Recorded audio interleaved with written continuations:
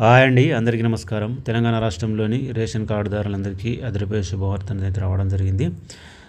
సన్న బియ్యంతో పాటు గోధుమలైతే అందివ్వనున్నట్టు మన పౌర సరఫరాల శాఖ మంత్రి ముత్తం కుమార్ రెడ్డి అయితే ప్రకటించడం జరిగింది. దీనికి సంబంధించి డీటెయిల్స్ అయితే ఈ వీడియోలో తెలుసుకుందాం. రేషన్ కార్డులో ఉన్నవారికి శుభవార్త. తెలంగాణ రాష్ట్రంలో రేషన్ కార్డు ఉన్నవారికి జనవరి నుంచి సన్న బియ్యం పంపిణీ చేస్తామని మంత్రి ఉత్తమ్ కుమార్ రెడ్డి ప్రకటించారు. సచివాలయంలో అధికారులతో ఆయన విజిలెన్స్ సమావేశం నిర్వహించారు. ఇచ్చిన మాట ప్రకారం సన్న బియ్యం ఇస్తామని చెప్పారు. రేషన్ బియ్యం దారి తప్పితే కఠిన చర్యలు ఉంటాయని చెప్పడం జరిగింది. బియ్యం పట్టుబడితే తక్షణమే డీలర్షిప్ రద్దు చేస్తామని చెప్పారు. రాష్ట్రంలోని ఖాళీగా ఉన్న 1629 రేషన్ డీలర్ పోస్టులను వెంటనే భర్తీ చేయాలని ఆయన వెల్లడించడం జరిగింది. ఇక ఈ సన్న బియ్యంతో పాటు రేషన్ కార్డులు ఉన్నవారికి మరొక శుభవార్తను చెప్పారు.